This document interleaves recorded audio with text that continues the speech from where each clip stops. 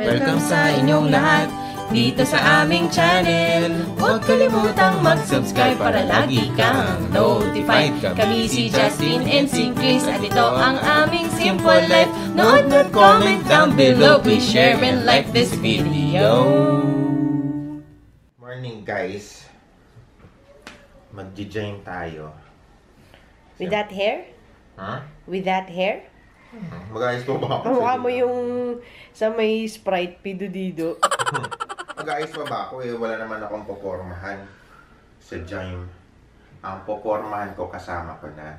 Tsaka asawa ko na. Aww. Ayos ng buhok. Hello friends! Welcome to another episode of the JK Vlogs. Today, we're gonna go to the gym. It's a Saturday morning. And I'm hungry. Gutom na ako, love. Ako din gutom. Mabilis ang gym lang. We're just gonna go to the gym. Okay? Let's just eat, yung peras na lang. Na dinala ni, Or gusto mo lemon? Paano kakainin lemon? Lemon water. Kukunin natin sa ref ngayon yung peras. Uy! May isa pa natira! Diyan! Tapos magdadala tayo ng lemon. So, i-slice na natin to guys.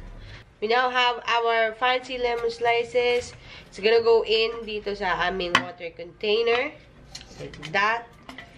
And ice cold water. Lagyan natin sa loob. Oh yeah! Give it to me. Woo! There we go. I think I should add a little bit of konting lemon pa. Ay, hindi ko tinanggal yung seed. Okay.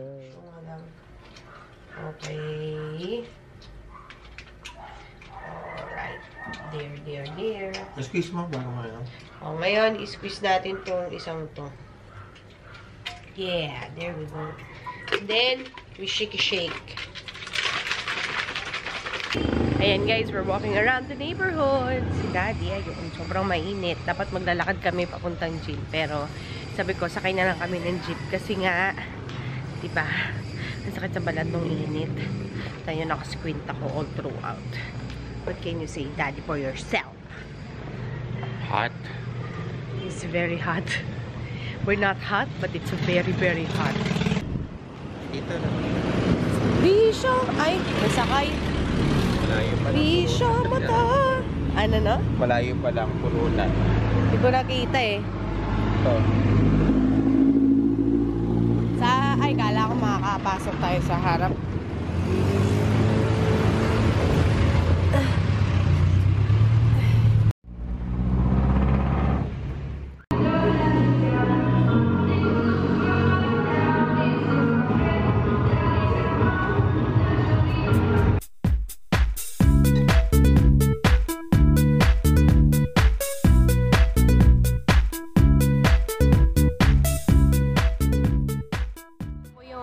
Poging trainer dito sa gym. Kamusta naman po ang mga workout postures ko? Okay naman. Kamusta naman yung hair mo? Bushy.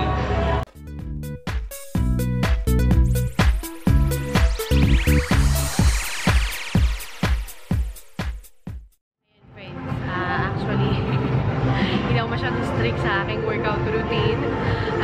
Every time may chance makapagpahinga, nagpapahinga ako. Kasi gusto ko sana na this is something that I enjoy doing. Hindi yung sobrang na-impient ako dahil sumakit na sobra yung katawan ko. Hindi ganun. Anyway, let me know down in the comment section if you want me to do a separate video on what I do in the gym and how I prep whenever I go to the gym. And also, do this video. Ayan guys, dito sa Ilona, tinulungan niya ako mag-film na isang video. Tapos, I just want to make this clear guys ha. Alam nyo yan, yung mga nakakakita sa akin in public na nagsisay hi. Hanggat pwede ko kayong i-hug, niyayakap ko kayo. Kung pwede kong kamayan yung kamay nyo, kinakamayan ko kayo. Alam mo yun, parang kung tutuusin yung malaman ko lang na nanonood kayo, tapos nakita ko kayo in person. Sobrang masaya na talaga ako.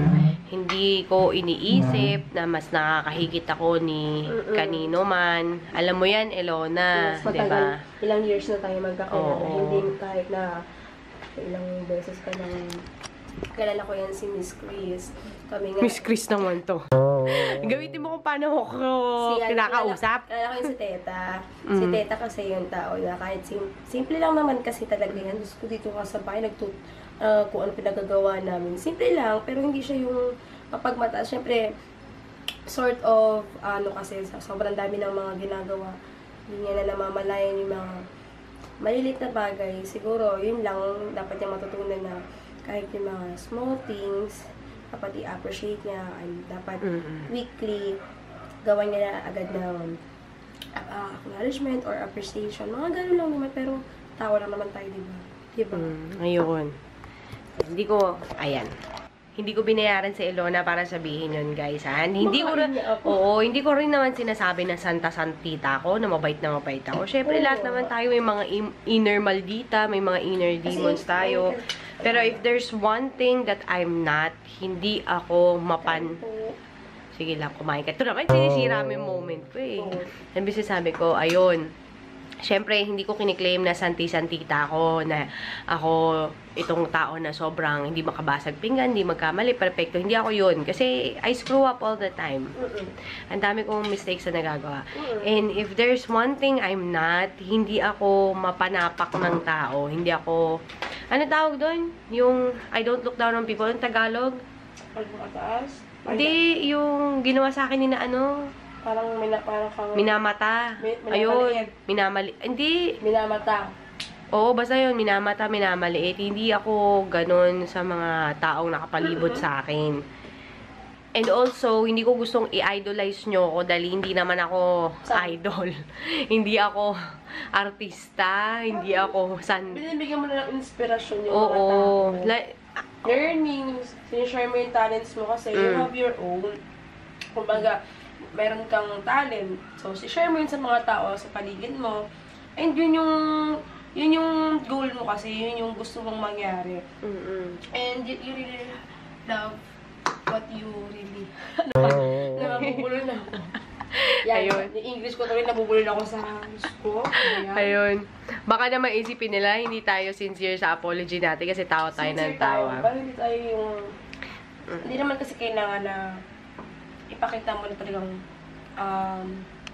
yung sa camera ka lang magaling, na yung pagpatay ng camera na yan, ano ka na, yung babalik ka sa peking, ikaw kailangan kung ano ka sa camera, pagpatay ng camera na yan, ikaw pa rin yun, hindi yung ginagamit mo yung pagiging YouTuber mo para, diba, para sasabi na parang maging makaangat sa iba, para ikaw yung hahangaan, hindi ganun, kumbaga, you're giving them an inspiration, pero ikaw pa rin yun.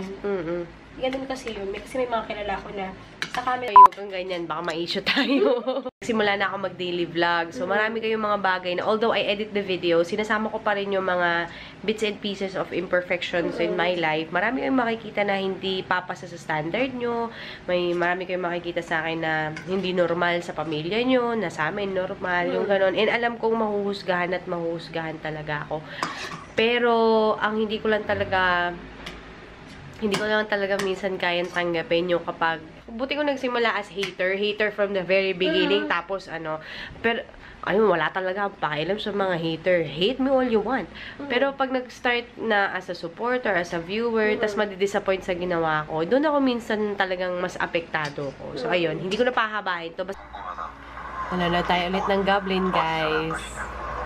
Sobrang mas favorite ko talaga to kasi sa Legend of the Blue Sea. Yung Legend of the Blue Sea kasi medyo may parang pambata. Ito medyo okay to pang mga medyo matatanda.